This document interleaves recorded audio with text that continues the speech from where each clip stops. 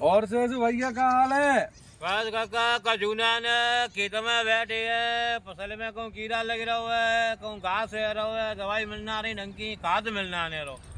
तो समस्या में बैठे हैं, सोच रहे हैं क्या करे, खेती बाड़ी छोड़ेगा कि तो नौकरी करे, क्या करे हो।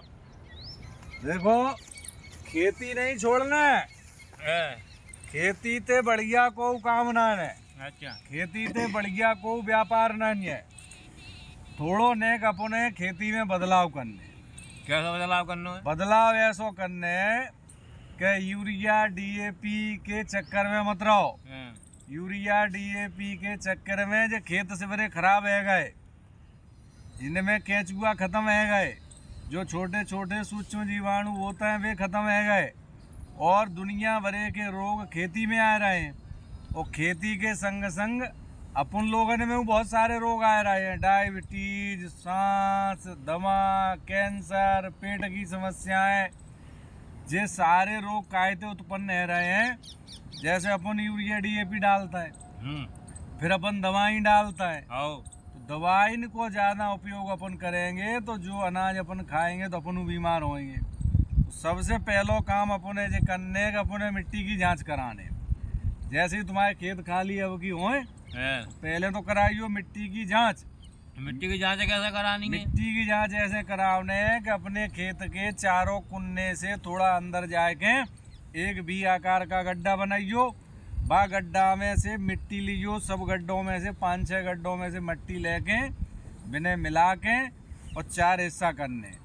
फिर 4 हिस्सा में जो 2 हिस्सा हटा दो, फिर जो 2 हिस्सा बचेंगे बिने फिर मिला के फिर 4 हिस्सा कर लो। वहाँ में से 2 हिस्सा हटा दो, 2 हिस्सा की मिट्टी लेके ग्राम उत्थान कृषि परामर्श केंद्र पे जाओगे तो वहाँ अच्छी अत्याधुनिक मशीन है जो हाल तुम्हें जांच करके दे देंगे और तुम्हें ये बता देंगे कि जहाँ में तुम्हारे खेत में काका कमी है, काका तुम्हें डालने हैं।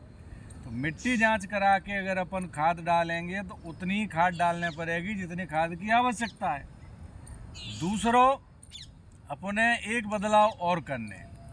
अब ये करने के अपन को खेती में लागत कम करने। लागत कम करने के लाने तुम्हें घर पे ही खाद बनाने। घर पे खाद कैसे बनाओगे? जैसे तुम्हारे पास तो गाय है, गाय को गौमूत्र इकट्ठा करो 10 लीटर, और 10 किलो ले लो गाय को गोबर, एक ड्रम में डाल दो। उसी ड्रम में डाल दो 1.5-2 किलो खराब वाली गुड़, और 1.5-2 किलो किसी दाल का पाउडर या चावल का पाउडर, और 1 किलो पुराने बरगद के पेड़ के नीचे से, बरगद या पीपल के पेड़ के नीचे से ले आओ मिट्टी, वो वहाँ में डाल दो और वहाँ में पानी भर दो। संध्या सवेरे ने एक बार चलाते रहो तो 10-15 दिन में तुम्हारी खाद बनकर तैयार हो जाएगी। वो खाद अपन को खेतन में डालने, इस खाद को बोलते हैं जीवामृत। ऐसे ही जो घन जीवामृत बन जाए तो सूखी खाद बन जाएगी। तो जे अपने डालने तो लागत अपनी कम होगी, तो तुम्हें जे यूरिया डीएपी की कमी नहीं खलेगी। यूरिया डीएपी आने वाले समय में जो नैनो डीएपी, नैनो यूरिया आ रहा है, उसका उपयोग करो। तो खेती में थोड़ा सा बदलाव करोगे कोई दिक्कत नहीं आएगी। तुम जो बताओ, तुम एक दाना डालते हो उसमें तुमको 25-50 दाने वापस मिलते हैं 3-4 महीना में। दुनिया में ऐसी कोई फैक्ट्री है? ना। तो काम तो अच्छो है, जहाँ मैंने थोड़ा बदलाव करने की जरूरत है। थोड़ा बदलाव करोगे तो खेती बहुत अच्छा काम है। आज और भी थोड़े अपन को बदलाव करने कि अपन बागवानी शुरुआत करें। बागवानी, जैसे तुम्हारे पास 10 एकड़ ज़मीन है तो 10 एकड़ में से कम 2 एकड़ में आप बागवानी शुरू करो। बागवानी में इंटरक्रॉपिंग करो, ऊपर फल लगेंगे, नीचे तुम्हारी सब्जियां होंगी, औषधि खेती कर सकते हो, सब्जी की खेती कर सकते हो। ये सब बदलाव यदि तुम करोगे तो खेती से अच्छा कोई व्यापार नहीं है।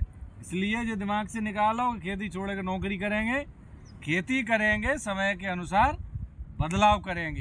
तो सभी किसान भाइयों से हमारा निवेदन है कि खेती में बदलाव करें और प्राकृतिक तरीके से खेती करें। बहुत अच्छा काम है खेती का। उत्तम खेती मध्यम बाँझ, निपट चाकरी भीख निदान, ये हमारे बुजुर्गों का कहना था। और इस खेती को हमें बचाना है, धरती माता को हमें बचाना है। इसलिए हमें जैविक प्राकृतिक तरीके से खेती करना है। आने वाली पीढ़ी को, हमारे बुजुर्गों ने तो हमें अच्छी ज़मीन दी थी, हमने वहाँ में जहर डाल डाल के वहाँ ख़राब कर लाओ। अब हमारे खर्चे बढ़ रहे हैं तो हमें लगता है कि खेती अच्छा काम नहीं है। जैसी हमारे बुजुर्गों ने हमें खेती दी थी उससे अच्छी हमको बना के अपने बच्चों को देना है। ये पीढ़ियों तक ये चलने वाली है खेती, इसलिए हमें इसकी देखभाल करना है। इसको हम माँ कहते हैं, तो इसमें हमें जहर डालना बंद करना है, धीरे धीरे बंद करना है। धन्यवाद किसान भाइयों, आप सब लोग भी प्राकृतिक और जैविक खेती अपनाएं और धरती माता को बचाएं। बहुत बहुत धन्यवाद।